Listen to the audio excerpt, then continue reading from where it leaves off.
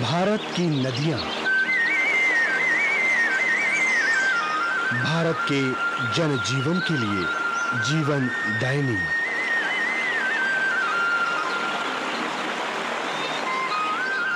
उत्तर की गंगा हो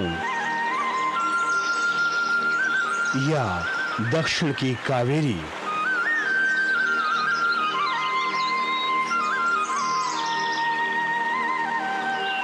पूर्व की ब्रह्मपुत्र हो या पश्चिम की नर्मदा, भारत की भूमि को शस्य श्यामलाम करने के कारण इन नदियों को मां के स्वरूप में माना गया है। भारत की परंपराओं, मान्यताओं और धार्मिक अनुष्ठानों में इनके जल का महत्व सर्वविदित है। हिमखंडों से पिघलकर, पर्वतों से निकलकर, खेत खलियानों को सींचती हुई कई शहरों से गुजरकर अविरल बहती, आगे बढ़ती वो अपना गंतव्य तलाशती है। मिल जाने को, मिट जाने को आतुर वो एक नदी है। और यहां बात भारत की कई नदियों की। स्वागत है आप सभी का डीडी न्यूज पर। एक भारत श्रेष्ठ भारत में मैं हूं आपके साथ मनीष वाजपेयी।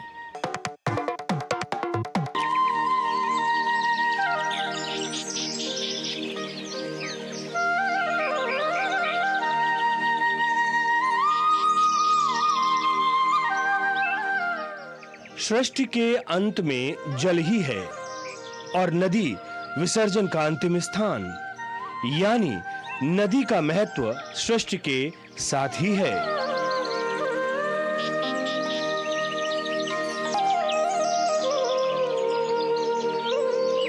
मानव सभ्यता का उदय और संस्कृति का प्रारंभिक विकास नदी के किनारे ही हुआ है। ऋग्वेद में आर्यों के निवास स्थान को सप्त सिंधु प्रदेश कहा गया है।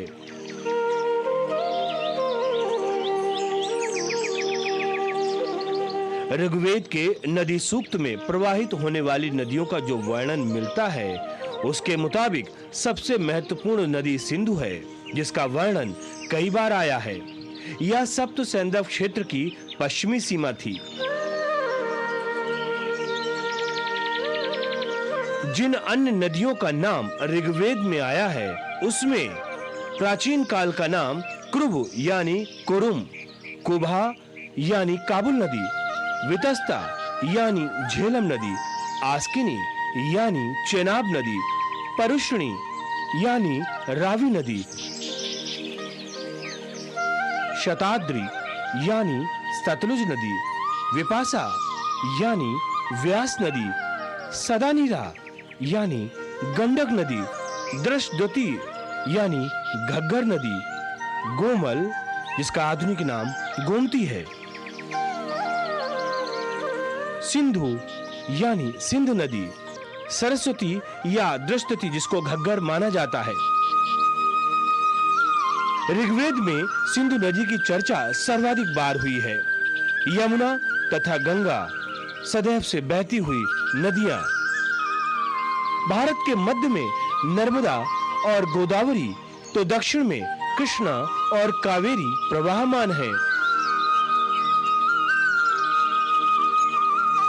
भारत के एक ओर सिंधु नदी और उसकी सहायक नदियां हैं, तो दूसरी ओर ब्रह्मपुत्र और उसकी सहायक नदियां बहती हैं।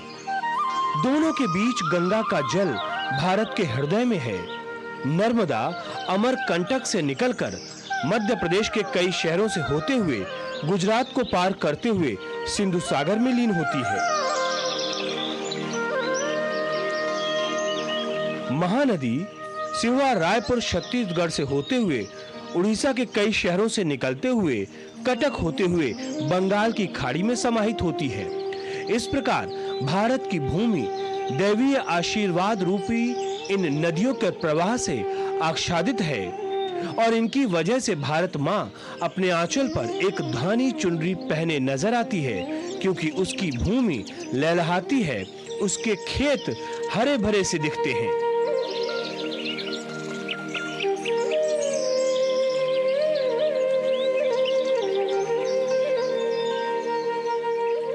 हम बात कर रहे हैं सिंधु घाट पर आयोजित सिंधु महापुष्कर की, जहां पर साधु संतों ने आकर नदी का पूजन अर्चन किया।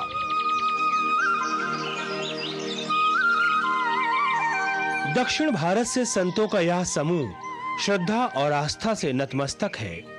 सिंधु के समक्ष ये भाव विवल हैं। अखिल भारतीय सन्यासी संगम के बैनर तले ये संत और साधुगण सिंधु महापुष्कर में शामिल होने के लिए लद्दाख की राजधानी लेह आए हैं और साथ लाए हैं दक्षिण भारत की परंपरा। कावेरी और कृष्णा का धार्मिक भाव, नदियों के प्रति अखिल भारतीय सन्यासी संगम का कार्यक्रम ये पहला नहीं है।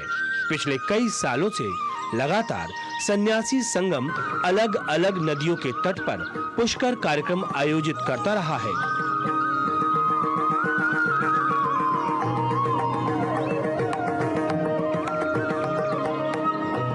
साल 2012 में कावेरी नदी के उद्गम स्थान थल कावेरी से लेकर कर्नाटक और तमिलनाडु में कावेरी मठ रथ यात्रा का आयोजन किया गया था। नदियों के प्रति पूजन की एक लंबी श्रृंखला है। साल 2012 में कावेरी महापुष्कर कार्यक्रम का आयोजन किया गया, जिसमें पूरे देश से श्रद्धालु एकत्रित हुए।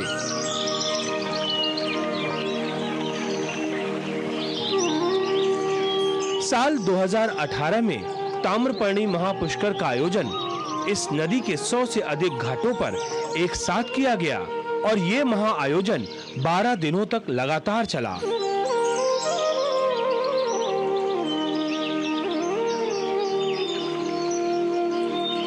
अखिल भारतीय सन्यासी संगम की तरफ से अनेक नदियों पर घाटों का निर्माण कार्य करवाया गया और साथ ही नदियों के किनारे तीर्थ क्षेत्र का भी निर्माण करवाया गया। नदियों के प्रति ये प्रेम ही हमें नदियों के प्रति संवेदनशील बनाता है। ये पूजा है, 12 साल का एक बार आता है। 12 साल का एक बार आता है। ये राशि में गुरु पैच होगा, 12 साल का एक ही बार होगा। कृष्णा पुष्कर और तुंग गोदावरी पुष्कर, कावेरी पुष्कर, तुंगभद्रा पुष्कर, ताम्रपर्णी पुष्कर और ब्रह्मपुत्रा पुष्कर, ऐसा ये सभी नदी को पुष्कर का कार्यक्रम हुआ। ये बार कुंभ राशि को प्रवेश होते हैं गुरु। कुंभ राशि का नदी है सिंधु नदी, इसलिए सिंधु नदी का पुष्कर कार्य करना हम आयोजित करके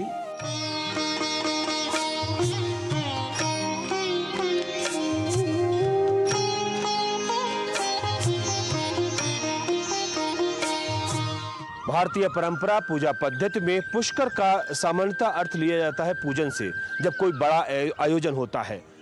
बात हम कर रहे हैं सिंधु महापुष्कर की। कई कार्यक्रम यहाँ पर हुए और ये कार्यक्रम में कई संतों ने अपनी प्रतिभाग किया। पूजन हुआ, आरती हुई, यज्ञ हुआ, मंत्रोच्चार हुआ और इन सभी का भाव एक था कि हमारी भारत माता का जो ये प्रदेश है, जो ये देश है, वो खुशहाल रहे, हमारी नदियां साफ और स्वच्छ रहें, हमारी नदियां आराम से अविरल बहती रहें, कलकल करके बहती रहें और संपूर्ण भारत को शस्य श्यामलाम करती रहें। यही उद्देश्य था इस कार्यक्रम का और यही मन में भाव था इस आयोजन का और यहाँ पर जो लोग मौजूद रहे।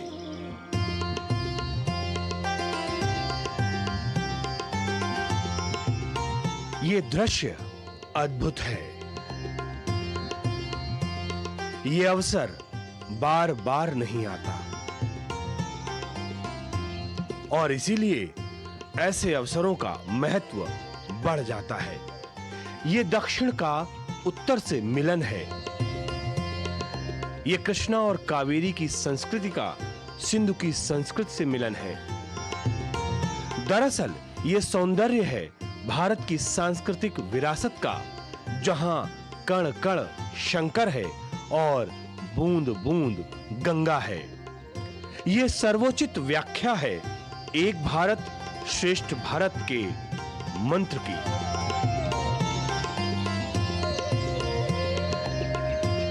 जिसके भाव में पूरा देश बंधा हुआ है। गंगा का जल गंगोत्री से लेते हैं, कावड़ी लेकी रामेश्वरम जाते हैं। अभी भी रामेश्वर में हर रोज गंगा जल का अभिषेक होते हैं, एक दिन भी नहीं छोड़ा। अभी भी रामेश्वर का अभिषेक है, गंगा जल का ही होता है, अभिषेक होता है। और दूसरा एक बात है, रामेश्वर में एक मिट्टी है, मिट्टी वो शिव जी का अंश है। वो दक्षिण भारत लोग मिट्टी लेके गंगा में मिट्टी को विसर्जन करते हैं। अभी नहीं है, ये लाखों साल से ये कर रहे हैं। इसलिए अपना धार्मिक भावना से एक भारत एक ही है, श्रेष्ठ भारत।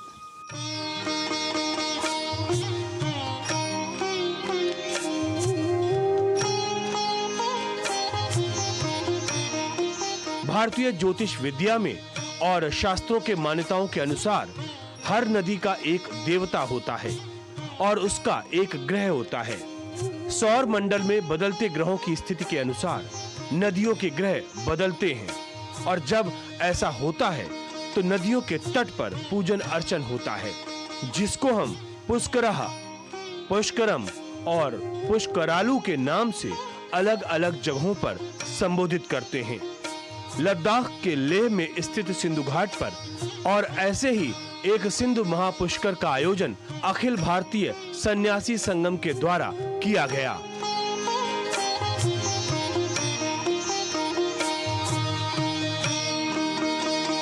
एक भारत श्रेष्ठ भारत में फिलहाल यहाँ रुकते एक छोटे से ब्रेक के लिए। ब्रेक के बाद जब लौट कर आएंगे तो बताएंगे कि कैसे सिंधु घाट के तट पर हमें दिखा धार्मिक सद्भाव का नजारा। एक छोटे से ब्रेक, कहीं मत जाइए आप, मिलते हैं बस एक छोटे से ब्रेक के बाद।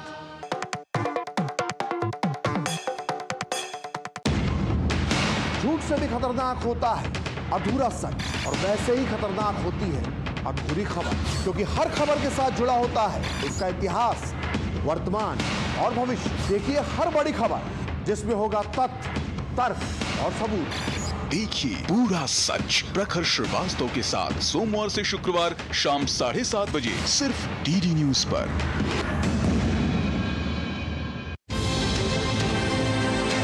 राष्ट्रीय खबरें हो या अंतर्राष्ट्रीय मुद्दे की बात, राजनीति से जुड़ा हर पहलू, साथ ही बिजनेस का उतार चढ़ाव,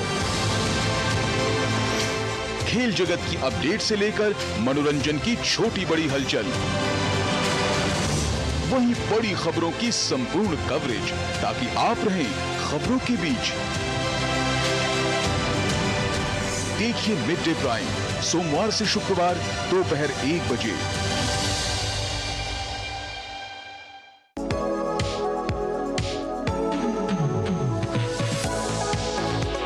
नई सुबह नई शुरुआत डीडी न्यूज के पावर पैक शो के साथ। राजनीति, कारोबार और होगी सुर्खियों पर भी चर्चा। अखबारों की हेडलाइंस, खेल, सिनेमा सहित मिलेगी संपूर्ण खबर। देखिए नया सवेरा सोमवार से शुक्रवार सुबह 8 बजे डीडी न्यूज पर।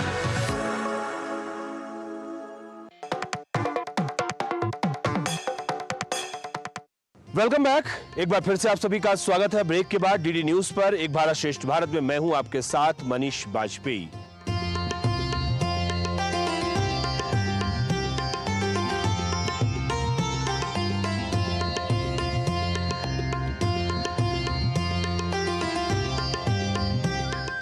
नदियां हमारे जीवन का अभिन्न अंग हैं।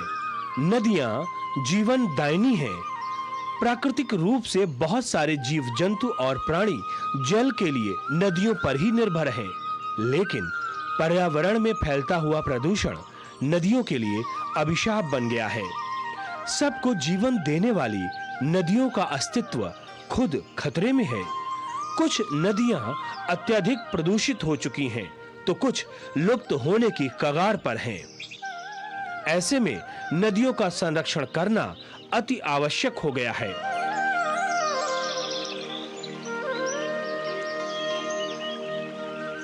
नदी को शुद्धता रखना, नदी माँ है, सबको देते हैं, कोई लेते नहीं। नदी किसान को भी देते हैं, समाज को पीने के लिए भी देते हैं, कारखाना का चलने को भी देते हैं।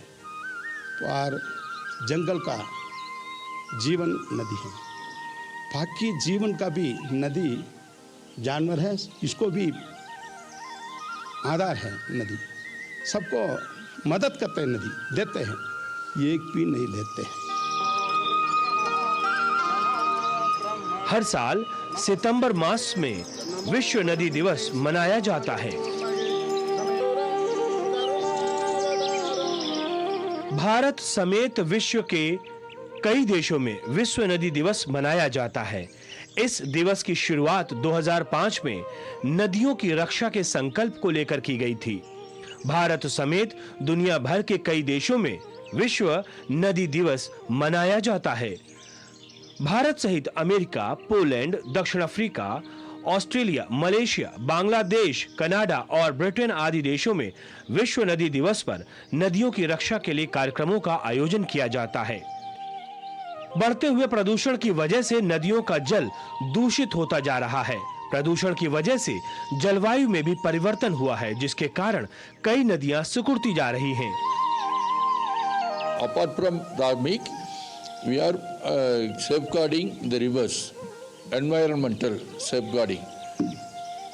It will help to develop the environment, ecology system. If ecology increases, the rainfall will come. There won't be any pollution. There will be any awareness among the people. We should not mingle the polluted water or drainage water and unwanted things in the river. Bharat के प्रधानमंत्री नरेंद्र मोदी ने नदियों के महत्व को लेकर, उनके प्रति जागरूकता को लेकर कई बार लोगों को संबोधित किया है और इसके बारे में लोगों को जागरूक भी किया है। और ये डे ऐसा है जो भारत की परंपराओं से बहुत सुसंगत है। सदियों से जिस परंपराओं से हम जुड़े हैं उससे जोड़ने वाला है। ये है वर्ल्ड रिवर डे, यानी विश्व नदी दिवस। हमारे यहां कहा गया है, पिबन्ति नद्यः स्वयमेव नाम्भः, अर्थात नदियां अपना जल खुद नहीं पीती बल्कि परोपकार के लिए देती है। हमारे लिए नदियां एक भौतिक वस्तु नहीं है, हमारे लिए नदी एक जीवंत इकाई है। और तभी तो हम नदियों को मां कहते हैं। हमारे कितने ही पर्व हो, त्योहार हो, उत्सव हो, उमंग हो, ये सभी हमारी इन माताओं की गोद में ही तो होते हैं। आप सब जानते ही हैं, माघ का महीना आता है तो हमारे देश में बहुत लोग पूरे एक महीने मां गंगा या किसी और नदी के किनारे कल्पवास करते हैं। अब तो ये परंपरा नहीं रही, लेकिन पहले के जमाने में तो परंपरा थी कि घर में स्नान करते हैं तो भी नदियों का स्मरण करने की परंपरा आज भले लुप्त हो गई हो या कहीं बहुत अल्प मात्रा में बची हो, लेकिन एक बहुत बड़ी परंपरा थी जो प्रातः में ही स्नान करते समय ही विशाल भारत की एक यात्रा करा देती थी। मानसिक यात्रा, देश के कोने कोने से जुड़ने की प्रेरणा बन जाती थी। और वो क्या था, भारत में स्नान करते समय एक श्लोक बोलने की परंपरा रही है, गंगे च यमुने चैव गोदावरी सरस्वती नर्मदे सिंधु कावेरी जले अस्मिन सन्निधि कुरु। पहले हमारे घरों में परिवार के बड़े ये श्लोक बच्चों को याद करवाते थे और इससे हमारे देश में नदियों को लेकर आस्था भी पैदा होती थी। विशाल भारत का एक मानचित्र मन में अंकित हो जाता था, नदियों के प्रति जुड़ाव बनता था। जिस नदी को मां के रूप में हम जानते हैं, देखते हैं, जीते हैं, उस नदी के प्रति एक आस्था का भाव पैदा होता था, एक संस्कार प्रक्रिया थी। साथियों, जब हमारे देश में नदियों की महिमा पर बात कर रहे हैं तो स्वाभाविक रूप से हर कोई एक प्रश्न उठाएगा और प्रश्न उठाने का हक भी है और इसका जवाब देना ये हमारी जिम्मेवारी भी है। कोई भी सवाल पूछेगा कि भाई आप नदी के इतने गीत गा रहे हो, नदी को मां कह रहे हो, तो ये नदी प्रदूषित क्यों हो जाती है? हमारे शास्त्रों में तो नदियों में जरा सा प्रदूषण करने को भी गलत बताया गया है और हमारी परंपराएं भी ऐसी रही है। आप तो जानते हैं हमारे हिंदुस्तान का जो पश्चिमी हिस्सा है, खास करके गुजरात और राजस्थान, वहां पानी की बहुत कमी है, कई बार अकाल पड़ता है और इसलिए वहां के समाज जीवन में एक नई परंपरा डेवलप हुई है। जैसे गुजरात में बारिश की शुरुआत होती है तो गुजरात में जल जीलनी एकादशी मनाते हैं। मतलब कि आज के युग में हम जिसको कहते हैं कैच द रेन, वो वही बात है कि जल के एक एक बिंदु को अपने में समेटना, जल जीलनी। उसी प्रकार से बारिश के बाद बिहार और पूरब के हिस्सों में छठ का महापर्व मनाया जाता है। मुझे उम्मीद है कि छठ पूजा को देखते हुए नदियों के किनारे घाटों की सफाई और मरम्मत की तैयारी शुरू कर दी गई होगी। हम नदियों की सफाई और उन्हें प्रदूषण से मुक्त करने का काम सबके प्रयास और सबके सहयोग से कर ही सकते हैं। नमामि गंगे मिशन भी आज आगे बढ़ रहा है, तो इसमें सभी लोगों के प्रयास एक प्रकार से जन जागृति, जन आंदोलन, उसकी बहुत बड़ी भूमिका है। सिंधु घाट पर आयोजित अखिल भारतीय संत समागम में सिंधु पुष्कर में एक बहुत खास बात निकलकर सामने आई और वो ये कि भले ही हमारे धार्मिक पूजा पद्धति अलग अलग क्यों ना हो, भले ही हमारे धार्मिक विश्वास अलग अलग क्यों ना हो, लेकिन देश के प्रति, प्रकृति के प्रति और प्राकृतिक संपदाओं के प्रति हमारा नजरिया एक होना चाहिए। और जब बात देश हित की हो, प्रकृति के संरक्षण की हो, तब तो हमें एक हो जाना चाहिए। ये नदियों को हमारा जान के जैसा समझना है, क्योंकि ये जीवन देता है, हर एक आदमी का पानी देता है पीने के लिए और जीना करने के लिए। ये सब सोचने के लिए पूजा भी होता है। और मैं भी इधर जो सन्यासी के साथ में तमिलनाडु से इसके लिए आया हूँ, ये दो चीज़ के लिए। पहले चीज़ एक रिलीजियस हार्मोनी है, देश के लिए कोई चीज़ कर रहा है ऐसा सन्यासी लोग, उसमें एक मुसलमान एक हिंदुस्तान का आदमी मिलता तो उसमें रिलीजियस हार्मोनी पहले बढ़ता है। और दूसरी चीज़ ये भी है, हर एक मुसलमान ये समझना चाहिए ये हमारा देश है, हमारा देश का जो संस्कार है, संस्कृति है, हमारा नदियों का पालना, ये हमको भी ऊपर हक है।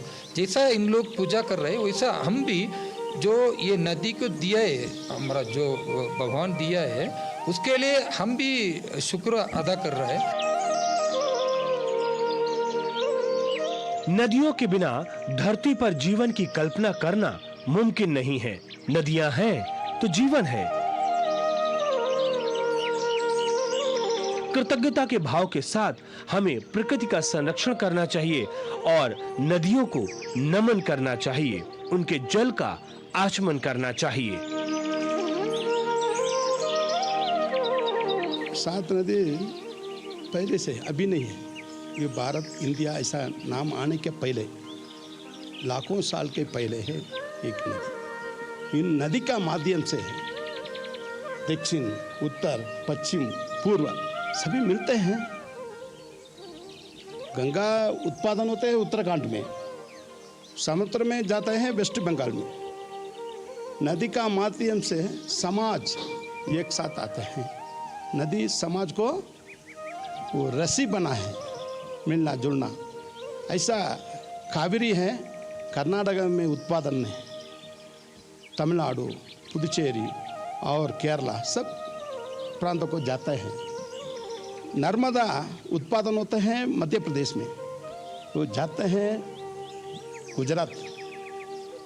इस नदी का माध्यम से समाज भारत एक ऐसा भावना भी आते हैं, अपना जोड़ते हैं नदी।